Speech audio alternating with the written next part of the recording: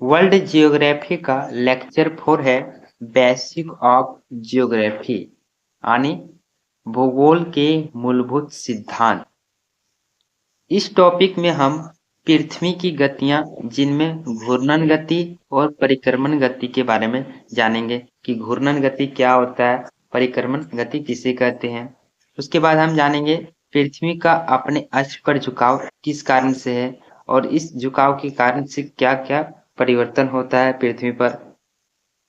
उसके बाद अगला टॉपिक आएगा सूर्य के सापेक्ष पृथ्वी की स्थिति किस कारण से है। और इनके बाद हम ज्वार भाटा के बारे में जानेंगे कि ज्वार भाटा कैसे आता है। और उसके बाद सूर्य ग्रहण और चंद्र ग्रहण के बारे में भी चर्चा करेंगे। और अक्षांश और देशांतर यानी लैटिट्यूड और लॉन्गिट्यूड के बारे में भी इसमें हम चर्चा करेंगे। समय दे निर्धारण कैसे किया जाता है पृथ्वी पर यानी टाइम जोन अलग अलग देशों में अलग अलग समय कैसे होता है, तो उसके बारे में भी इस टॉपिक में हम कवर करेंगे। और इसके बाद हम अंतर्राष्ट्रीय तिथि रेखा यानी इंटरनेशनल डेट लाइन को कवर करेंगे। तो चलिए शुरू करते हैं। पृथ्वी की गतियां जिनके दो प्रकार हैं, घूर्णन गति यानी रोटेशन मोशन, दूसरा परिक्रमण गति यानी रेवोल्यूशन मोशन। तो सबसे पहले हम बात करते हैं घूर्णन गति की। घूर्णन गति क्या होता है कि पृथ्वी द्वारा अपना एक चक्कर पूरा करने में लगाया गया समय घूर्णन गति कहलाता है। जैसे कि आप इस इमेज में देख सकते हैं कि पृथ्वी द्वारा एक अक्ष को घूमने में लगा समय क्या कहलाता है, घूर्णन गति। और इस घूर्णन गति के कारण ही पृथ्वी पर दिन और रात का निर्माण होता है और ये दैनिक गति होता है यानी रोज ये परिवर्तन होते रहता है। पृथ्वी अपने अक्ष पर पश्चिम से पूर्व दिशा की ओर घूमती है। तो आपको याद रखना है कि पृथ्वी अपना अक्ष पर किस दिशा में घूर्णन करती है, तो पश्चिम से पूर्व की दिशा की ओर। पृथ्वी के घूर्णन के कारण दिन रात के निर्माण के अलावा और अन्य परिवर्तन के बारे में जानते हैं। तो पहला है पवनों और समुद्री धाराओं में विक्षेपण देखने को मिलता है। दूसरा ध्रुवों पर चपटाकार स्वरूप आ जाता है। तीसरा भूमध्य रेखा पर उभार भी देखने को मिलता है। ये सभी घूर्णन के कारण। नक्षत्र दिवस जिसे साइड रियल डे भी कहा जाता है, ये क्या होता है कि पृथ्वी द्वारा अपने अक्ष पर एक चक्कर पूरा करने में लगा समय नक्षत्र दिवस कहलाता है।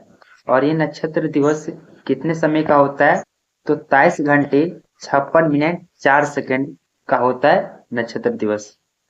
अगर हम वही बात करें औसत सौर दिवस जिसे सोलर डे कहते हैं, तो ये क्या होता है, पृथ्वी द्वारा सूर्य का एक चक्कर परिक्रमा करने में लगा समय औसत सौर दिवस कहते हैं। औसत सौर दिवस का समय की बात करें तो इसका समय है 24 घंटे। नक्षत्र दिवस और औसत सौर दिवस के बीच के डिफरेंस की बात करें तो इन दोनों के समय के बीच का अंतर 3 मिनट 56 सेकंड का अंतर को देखने को मिलता है हमें। अब हम बात करते हैं परिक्रमण गति के बारे में। परिक्रमण गति की बात करें तो परिक्रमण गति क्या होता है, पृथ्वी द्वारा सूर्य का एक चक्कर पूरा करने में लगा समय परिक्रमण गति कहलाता है। और इसी परिक्रमण गति के कारण पृथ्वी पर एक वर्ष का निर्माण होता है। पृथ्वी की बात करें, पृथ्वी सूर्य के चारों ओर कैसी पथ में परिक्रमा करता है, तो पृथ्वी सूर्य के चारों ओर अंडाकार मार्ग में परिक्रमा करता है। और पृथ्वी का सूर्य की परिक्रमा करने में कितना समय लगता है, तो बात करते हैं तो इनकी समय की तो 365 दिन 5 घंटे 48 मिनट 46 सेकंड का समय लगता है पृथ्वी को सूर्य की परिक्रमा करने में। तो इसे आप स्टार मान के चलेंगे कि पृथ्वी को सूर्य की परिक्रमा करने में कितना समय लगता है? 365 दिन, 5 घंटे, 48 मिनट, 40 सेकेंड। अब हम बात करते हैं पृथ्वी और सूर्य के बीच की दूरी की। तो पृथ्वी और सूर्य के बीच की औसत दूरी यानी एस्ट्रोनॉमिकल यूनिट की बात करें तो इनके बीच की दूरी 14.96 करोड़ किलोमीटर है। तो इसमें आप याद रखेंगे कि पृथ्वी और सूर्य के बीच कितनी दूरी है, तो लगभग 15 करोड़ यानी बोल सकते हैं आप 15 करोड़, या फिर आपका एग्जाम में कभी कभी ये 14.96 करोड़ भी देखने मिल जाता है, तो आप 15 करोड़ लगभग बोल सकते हैं। और ये पृथ्वी सूर्य का परिक्रमा किस पक्ष में करता है, तो आपको बता चुके हम कि पृथ्वी जो है सूर्य का परिक्रमा अंडाकार कक्ष में करता है।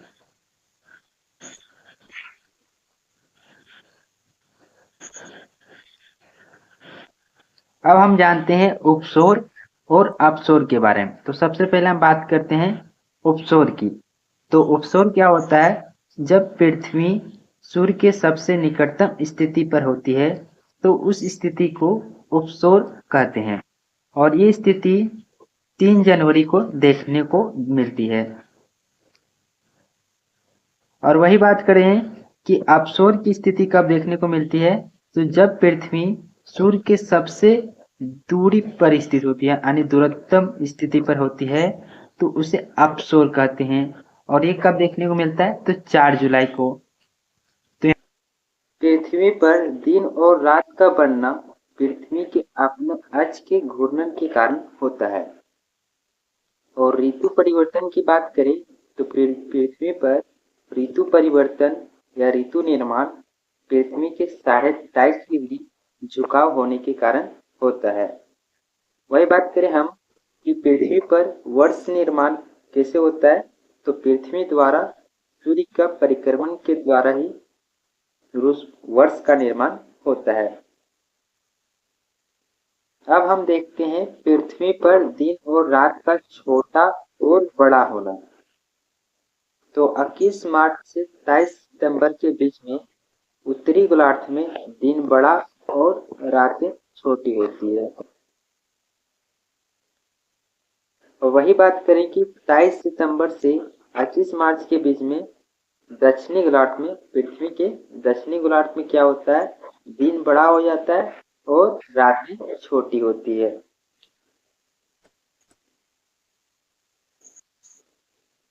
अगला पॉइंट है ज्वार भाटा। और इस ज्वार भाटा में 2 शब्द है, एक ज्वार और दूसरा भाटा। दोनों को एक एक करके समझते हैं हम। सबसे पहले हम बात करते हैं ज्वार की। तो ज्वार क्या होता है? जब चंद्रमा एवं सूर्य की आकर्षण शक्तियों के कारण सागरीय जल के ऊपर उठने की घटना को ज्वार कहते हैं। इसे क्या कहते हैं, तो हाई टाइड। तो जब चंद्रमा और सूर्य की आकर्षण शक्तियों के कारण जल यानी सागरीय जल का ऊपर उठ जाता है, तो उस स्थिति को कहते हैं हम ज्वार। अब हम बात करते हैं भाटा की। तो भाटा क्या होता है कि जब ये जल जो है सागरीय जल नीचे उतरता है, जब तो जल स्तर के नीचे उतरने की घटना को क्या कहते हैं, तो भाटा कहते हैं। अगर चंद्रमा और सूर्य की आकर्षण शक्तियों के कारण अगर जल पानी ऊपर उठ चढ़ रहा है तो इस स्थिति को हम कहेंगे ज्वार। और वही बात करें कि अगर नीचे उतर रहा है तो उस स्थिति को हम कहते हैं भाटा। और ये ज्वार भाटा जो है वो किस कारण से आता है, तो चंद्रमा का गुरुत्वाकर्षण, सागरीय तट की रूपरेखा, सागर का खुला और बंद होना, जल की गहराई, ये सभी ज्वार भाटा के कारक हैं। ज्वार भाटा आने वाले का ये उदाहरण है, जैसे में कच्छ की खाड़ी में ज्यादातर देखने को मिलता है, फंडी की खाड़ी में, टेम्स नदी, इंग्लिश चैनल में, ये सभी ज्वार भाटा के प्रमुख उदाहरण हैं। जैसे कि आप इस इमेज से समझ सकते हैं कि जब चंद्रमा और सूर्य के गुरुत्वाकर्षण शक्ति के कारण जब पृथ्वी का सागरीय जल ऊपर उठता है तो उस स्थिति को ज्वार कहते हैं, और जब नीचे उतरता है तो उस स्थिति को भाटा कहते हैं। तो इसी को हम क्या कहते हैं, ज्वार भाटा। अगला पॉइंट है सूर्य ग्रहण एवं चंद्र ग्रहण यानी solar Eclipse and lunar Eclipse. तो सबसे पहले हम बात करते हैं चंद्र ग्रहण की। जो चंद्र ग्रहण क्या होता है, जब पृथ्वी सूर्य और चंद्रमा के मध्य आ जाती है तो सूर्य का प्रकाश चंद्रमा तक नहीं पहुंच पाता है। इस स्थिति को हम चंद्र ग्रहण यानी लूनर इक्लिप्स कहते हैं और ये स्थिति हमें पूर्णिमा के समय यानी फुल मून के समय हमें देखने को मिलता है। जैसे कि आप इस इमेज में देख सकते हैं कि जो पृथ्वी है वो सूर्य और चंद्रमा के मध्य में स्थित है और सूर्य का प्रकाश जो है वो चंद्रमा तक नहीं पहुंच पाता है और इस स्थिति को हम क्या कहते हैं, तो चंद्र ग्रहण। और ये स्थिति कब देखने को मिलती है, तो इसे भी आप याद रखेंगे तो पूर्णिमा के समय हमें ये देखने को मिलता है। अगला है सूर्य ग्रहण यानी सोलर इक्लिप्स। ये क्या होता है, जब चंद्रमा सूर्य और पृथ्वी के मध्य आ जाती है और सूर्य का प्रकाश पृथ्वी तक नहीं पहुंच पाता है। इस स्थिति को सूर्य ग्रहण यानी सोलर इक्लिप्स कहते हैं, जैसे कि आप इस इमेज में देख भी सकते हैं। और ये स्थिति हमें कब देखने को मिलती है, तो अमावस्या के समय यानी न्यू मून के समय हमें ये स्थिति देखने को मिलती है। 22 जुलाई 2009 को सबसे लंबा पूर्ण सूर्य ग्रहण देखा गया अब तक। तो आप याद रखेंगे कि अब तक सबसे लंबा पूर्ण सूर्य ग्रहण कब देखा गया है, तो 22 जुलाई 2009 को देखा गया है। और इस पूर्ण सूर्य ग्रहण के समय हीरक वलय यानी डायमंड रिंग भी देखने को हमें मिलता है।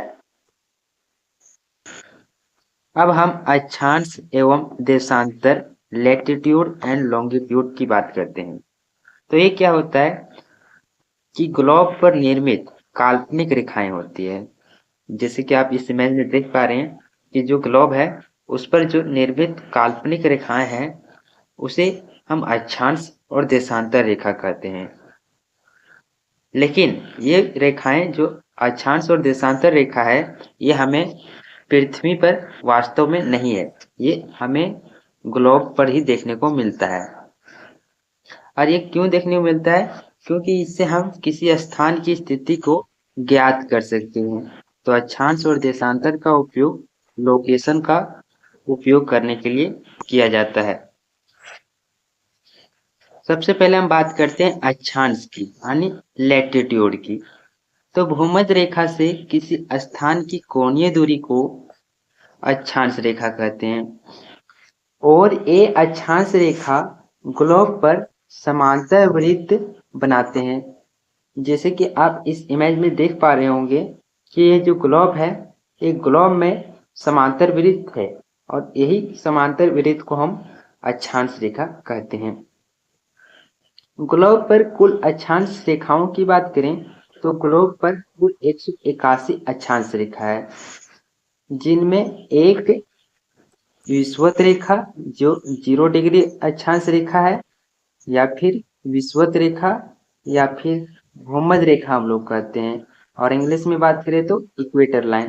तो एक हो गया आपका विषुवत रेखा और इसके ऊपर का जो आप देख पा रहे होंगे उसका 90 डिग्री अक्षांश आता है और नीचे 90 डिग्री अक्षांश रेखा। तो कुल हो गया आपका 181 अक्षांश रेखा। वही बात करते हैं कि दो अक्षांशों के बीच की दूरी, इन दो अक्षांशों के बीच मान लेते हैं तो ये दो पहला अक्षांश है और ये दूसरा अक्षांश है। तो इन दो अक्षांशों के बीच की दूरी 111 किलोमीटर होती है।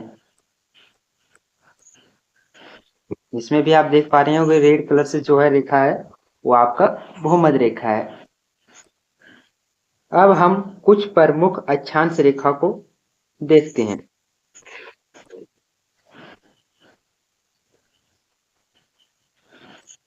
जैसे आप देख पा रहे होंगे कि आपका ग्लोब है और ग्लोब के मध्य होकर जो रेखा गुजरती है उसे हम कहते हैं भूमध्य रेखा या 0 डिग्री अक्षांश रेखा या फिर विषुवत रेखा या इक्वेटर लाइन, जिसे हम वृत्त रेखा भी कहते हैं। सबसे बड़ी रेखा, अक्षांश रेखा में सबसे बड़ी अक्षांश रेखा कौन सी होती है? तो विषुवत रेखा।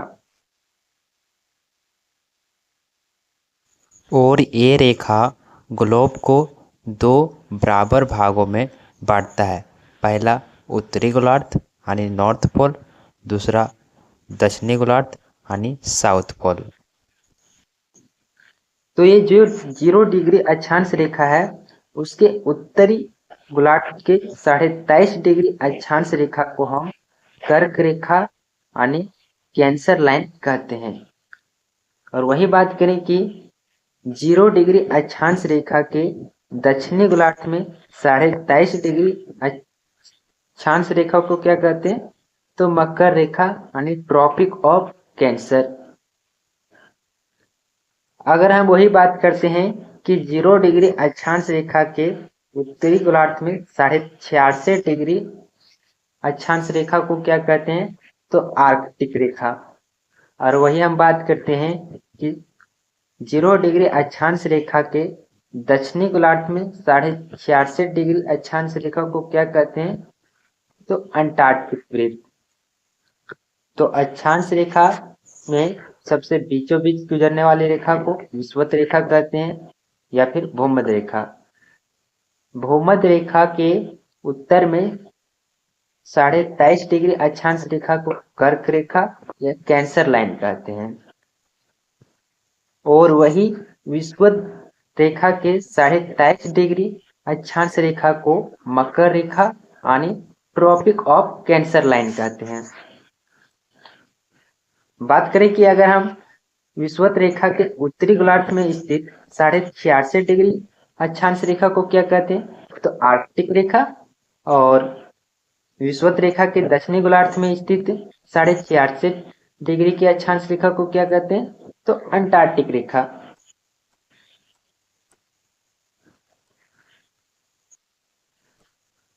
अब हम देखते हैं कर्क रेखा कौन कौन से देशों से होकर गुजरती है। तो सबसे पहले गुजरता है मैक्सिको से, उसके बाद बाहामास के बाद आता है वेस्टर्न सहारा, मोरितानिया, अल्जीरिया, माली, नाइजर, लीबिया, इजिप्ट या फिर मिस्र, Saudi Arabia, Oman, UAE, Bharat, Bangladesh, China, Myanmar और ताइवान। इन सभी देशों से कर्क रेखा गुजरती है। तो एक बार फिर से आप देख सकते हैं, Mexico, Bahamas, Western Sahara, Mauritania, Algeria, Mali, Libya, Niger, Egypt, Saudi Arabia, Oman, UAE, Bharat, Bangladesh, China, Myanmar, Taiwan. कर्क रेखा कुल 18 देशों से होकर गुजरती है। तो आप लोग याद रखेंगे कि कर्क रेखा कितने देशों से होकर गुजरती है, ये इंपॉर्टेंट है। तो 18 देशों से होकर गुजरती है, जैसे अमेरिका का हवाई द्वीप, बाहामास, मोरितानिया, अल्जीरिया, लीबिया, मिस्र, भारत, म्यांमार, ओमान, मैक्सिको, माली, नाइजर, चाड, सऊदी अरब, संयुक्त अरब अमीरात, बांग्लादेश, चीन और ताइवान। इन सभी 18 देशों से कर्क रेखा यानी ट्रॉपिक ऑफ कैंसर गुजरती है।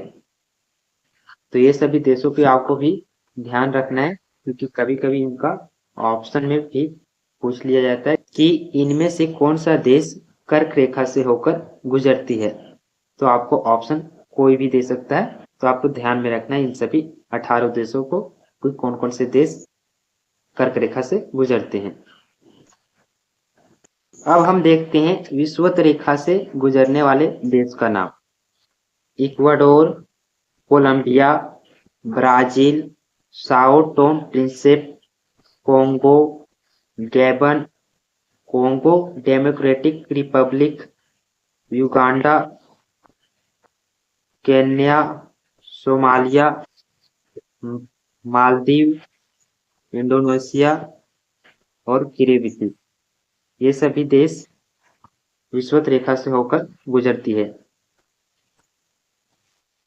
विषुवत रेखा से गुजरने वाले कुल देशों की संख्या की बात करें तो 13 है। तो इनकी संख्या कितनी है? 13, जिनमें साओ टोम और प्रिंसेप, कांगो गणराज्य, गैबन, लोकतांत्रिक गणराज्य Congo, Uganda, Kenya, Somalia, Maldives, Indonesia, Kiribati, Ecuador, Colombia, Brazil. अगला रेखा का नाम है ट्रॉपिक ऑफ कैप्रिकॉर्न, यानी मकर रेखा से गुजरने वाले देशों के नाम। Chile, Paraguay, Argentina, Brazil, Namibia, South Africa, Botswana, Mozambique, Madagascar और ऑस्ट्रेलिया। इसे अब हम दोबारा फिर से देखते हैं कि वे कौन कौन से देश है। तो Chile, Paraguay, Argentina, Brazil, Namibia, Botswana, South Africa, Mozambique, Madagascar और ऑस्ट्रेलिया। तो ये सभी देश मकर रेखा यानी ट्रॉपिक ऑफ कैप्रिकॉर्न से होकर गुजरती है। मकर रेखा से गुजरने वाले देशों की संख्या की बात करें तो इनकी कुल संख्या 12 है, जिनमें Brazil, Paraguay, Argentina, Chile, French Polynesia, France का जो हिस्सा है, बोत्सवाना, ऑस्ट्रेलिया, मेडागास्कर, मोजाम्बिक, दक्षिण अफ्रीका, टोंगा, नामीबिया। तो ये सभी देश मकर रेखा से गुजरने वाले देश हैं। अगला है देशांतर रेखा यानी लॉन्गिट्यूड लाइन। तो ग्लोब पर निर्मित होने वाली अर्धवृत्त काल्पनिक रेखा को देशांतर रेखा कहते हैं। जैसे कि आप इस ग्लोब के थ्रू आप समझिए, जैसे कि आप इस ग्लोब पर देख पा रहे होंगे कि एक देशांतर रेखा उत्तरी ध्रुव से शुरू होकर जाकर दक्षिणी ध्रुव में समाप्त हो जा रही है और इससे यहाँ पर क्या बन रहा है? अर्धवृत्त का निर्माण हो रहा है। 0 डिग्री देशांतर से किसी स्थान की कोणीय दूरी को हम देशांतर रेखा कहते हैं। जैसे आप देख सकते हैं कि आपका ये जो बीच का रेखा है ये आपका 0 डिग्री रेखा है, 0 डिग्री देशांतर रेखा है और इसी की कोणीय दूरी से हम किसी स्थान की लोकेशन को हम पता करते हैं। देशांतर रेखा सदैव अक्षांशों के लंबवत होती है। मतलब कि आप मान लेते हैं ये आपका अक्षांश रेखा है, तो अक्षांश रेखा के लंबवत होती है आपका देशांतर रेखा। देशांतर रेखा की कुल संख्या 360 है।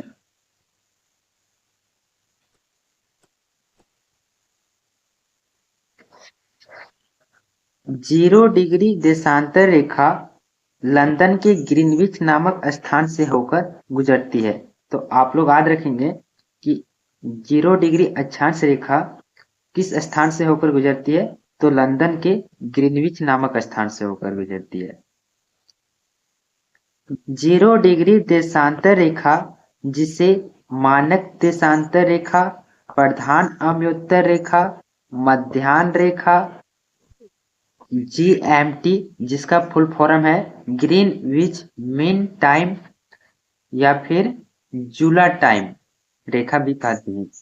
तो ये 0 डिग्री देशांतर रेखा का दूसरा नाम है मानक देशांतर, प्रधान अम्योत्तर रेखा, मध्याह्न रेखा, GMT यानी ग्रीनविच मीन टाइम रेखा, जूला टाइम रेखा। देशांतरों के बीच की दूरी विषुवत वृत्त पर अधिकतम 111.3 किलोमीटर एवं ध्रुवों पर न्यूनतम 0 किलोमीटर हो जाती है। यानी जो हमारा विषुवत रेखा है, विषुवत रेखा पर दो देशांतर रेखा के बीच अधिकतम दूरी होती है और उसके बाद ये दूरी घटते जाती है और जाकर ध्रुवों पर ये 0 किलोमीटर हो जाती है। वही बात करें हम 45 डिग्री की देशांतर पर इनकी दूरी कितनी होती है, तो 79 किलोमीटर। देशांतर रेखा का उपयोग स्थानीय समय ज्ञात करने के लिए किया जाता है। 0 डिग्री देशांतर रेखा द्वारा अंतर्राष्ट्रीय मानक समय यानी IST, जिसका फुल फॉर्म होता है इंटरनेशनल स्टैंडर्ड टाइम, का निर्धारण किया जाता है। तो 0 डिग्री देशांतर रेखा के जरिए ही अंतर्राष्ट्रीय मानक समय रेखा यानी IST का निर्धारण किया जाता है, जो निम्नलिखित देशों से होकर गुजरता है। तो अंतर्राष्ट्रीय मानक समय रेखा कौन कौन से देशों से होकर गुजरता है, तो देखते हैं। United Kingdom, France, Spain, Algeria, Mali, Burkina Faso, Togo, Ghana, Antarctica. अब हम इसे मैप के थ्रू देखते हैं। तो United Kingdom, France, Spain, Algeria, Mali, Burkina Faso, Ghana, Togo और अंटार्कटिका, ये सभी अंतर्राष्ट्रीय मानक समय रेखा से गुजरने वाले देश का नाम है।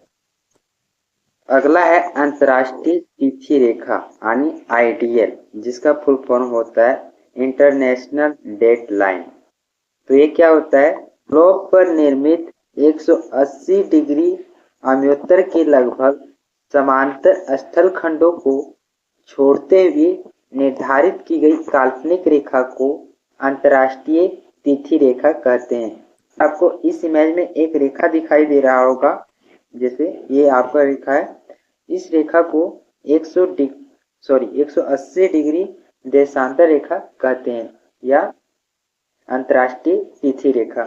और ये जो रेखा है वो एक सभी स्थल खंडों को छोड़कर पार हो रही है, तो इसी को क्या कहते हैं, अंतर्राष्ट्रीय तिथि रेखा।